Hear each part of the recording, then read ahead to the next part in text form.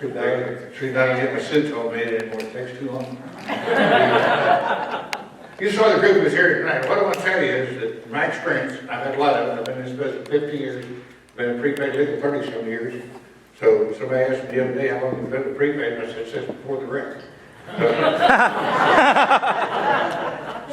But we talked about what I'm telling you is that the people who participate in that meeting, which you just saw here in this front row here, that meeting earns you just as much income as the one today is.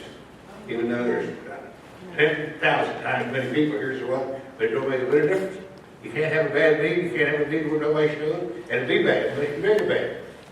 And yet our business built on that. You know the reason Amway did $10 billion worth of business last year? We did $500 billion, 1/16 as much, you know what?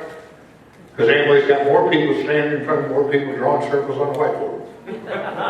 That's the answer. You say, what do I do to get rich in this business? Get you a whiteboard and start drawing circles.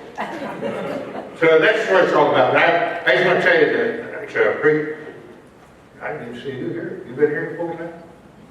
Good discussion. But anyhow, I got a late start for any reason I did, but I was enjoying some of the benefits of this kind of life that you have. One of my sons-in-law is the head football coach, volunteer for Heritage Hall High School, Heritage School, private school in Oklahoma City. And they won the state championship last night in Kingfisher, Oklahoma. And he had got a darn thing to do with it. One of his players happens to be named Barry Sanders. It sort of helps when your daddy was Barry Sanders. But anyhow, I won the state championship, that's the thing. So I got home at midnight last night, so I wasn't too big a hurry to get here this morning. 2-hour drive. But I wish I had seen more. Tom, I hadn't met Tom before, but I'm thrilled to death that you guys are very, very fortunate to have people like that. And everybody tells me that I happened to be at the right place at the right time in 1983. Didn't most of them weren't even around in 1983.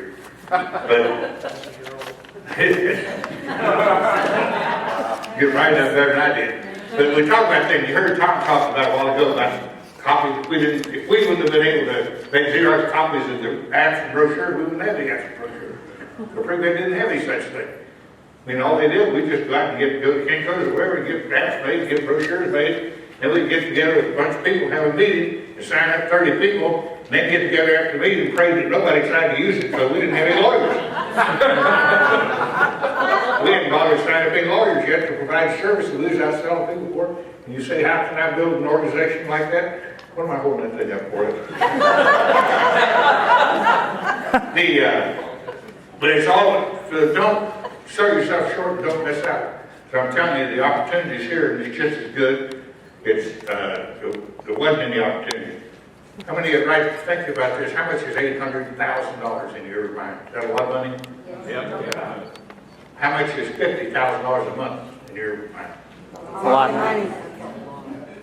That's not how much I made, that's how much our checking account was overdrawn in prepaid legal in 1985. $800,000. We were paying $50,000 in a freeze for the bank to honor the commission checks that we were sending out to our people. Otherwise, all those checks would have bounced and there would be no prepaid legal here today. No guarantee. But one thing about it, you mess with commission salespeople's money, you're messing with the wrong thing. But all I'm telling you is that that opportunity, if you can take that and in 5 years compound it into something that makes you millions of dollars, where are you today? Where can you go today? Any place you want to go, I'll tell you that. But you got to decide you want to do it. You got to be with the right people. I sincerely believe in the theory that you're going to be the average of the people you spend most of your life with. 5 people that are closest to you, just take a look at what they're doing, divide it by 5, and that's what you're going to be doing the rest of your life. Sometimes we've got to get outside that and talk to people that are a little different class. That's right. But everybody's honest in this business.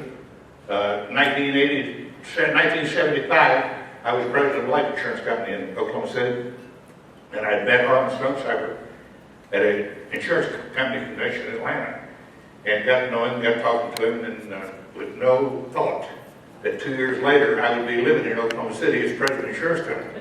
Or I'd be living in Oklahoma, or they knew where Oklahoma was. And I didn't give a damn where there's the Yokies in the scope.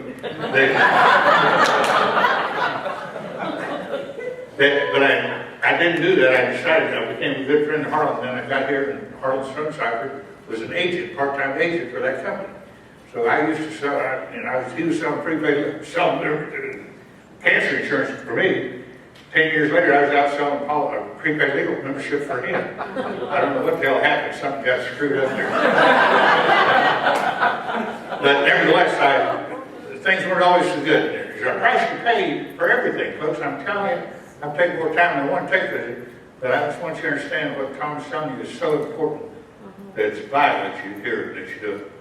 In 1975, Harlan Strunzauer had no money. Didn't have a dime, didn't have any place to raise. He raised all the money he raised. All the brokers had said, no, there ain't no more money. You're out of business. And I was loaning him money. I made a deal with him that he would bring the apps to me every Friday for the apps, the new memberships they sold, and I'd write a check out of my personal check account to give him the money for commission. He'd jump in his car and drive back to Ada and pay the commission so they could sell again next week. If he hadn't done that, he wouldn't have done it. I was writing a check every Friday and thought it was the best thing that ever happened to me. He paid me interest on it and all that. But he was in my office one day and picked up his check for that week's pay. And he's standing there at the door hesitating for a minute before he left. I said, Harlan, there's something else we need to talk about. He said, well, there's one thing. What's that? He said, I don't have a dime. I don't have any gas in my car. Could you loan me $10 so I can have the gas to get that day? And I did. I gave him $10. And this year, we just sold out prepaid legal. Tom told you a lot about it, and I think it's the greatest blessing ever happened. This year, Harlan paid me, didn't pay me back. Harlan Strunzauer was the main participant in that company and got his check for $57 billion. That 365 or 665 million sold it for, 57 million, that went to Harlan Strunzauer. He had never paid me back that $10.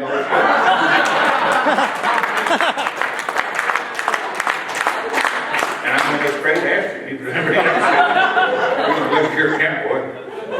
But nevertheless, all I want to tell you is that God sent him to do that, and the opportunity is better here than it's ever been. The things I'm seeing with mid-oceans is just phenomenal. Tom, do you agree? Have you seen anything bad yet? I haven't seen anything. Cuts keeps coming in emails every day of a new deal they got going that I didn't even know they was talking about. And so it's better and better and better. What Jim was talking about is I've had a feeling for a long time. I've been in the business for a long time. And been around a lot of people with Jim Rohns and the Zig Ziglars and all the people that I had the opportunity to work with.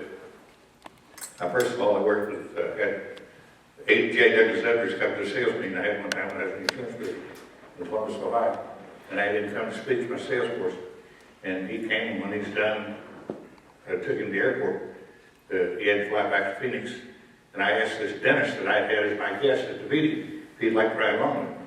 So we was driving on the way to the airport, and my dentist in the back seat, nervous as could be, was somebody so famous as J. Douglas Sandwich was at that time. He said, Mr. Edwards, do you know Earl Nightingale? Mr. Edwards said, sure, I know Earl. We worked on stage together, been friends for life, and one of my great friends. He said, well, how do you feel about that philosophy he teaches? He said, what do you mean? He said, that thing about you become what you think about all day. And Mr. Edwards said, that's the biggest lie I've ever heard in my life. And about to kill my friend, he said, if that's true, I've been a girl when I was 17. But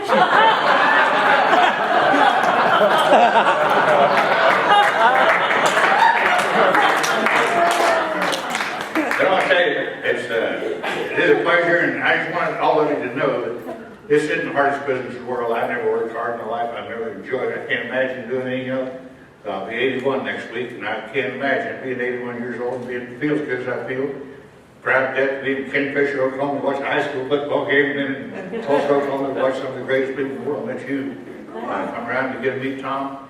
It's just a pleasure to tell you. You miss a lot of things if you don't just enjoy the good life. Just join it. Let me tell you what I think it's going to take. You're going to have a purpose for your life, and you got to just having a purpose isn't going to do anything. You got to have goals. Everybody talks and sales meetings about goals. I don't know anybody, and I can speak for this personally. I have never attained a goal that I didn't write down. I have never failed to make one that I wrote down. That's the difference. The whole difference is commitment. Blessed is man indeed who in this life can find a purpose that could fill his life and day and guilt he keeps in mind. The world is filled with little people, content with where they are. They never know the joys that success can bring because none of them go that far. Would you be one who dares to try when challenged by the task, to rise to heights you've never seen, Or is that too much to ask? This is your day, a world awaits great purpose to achieve.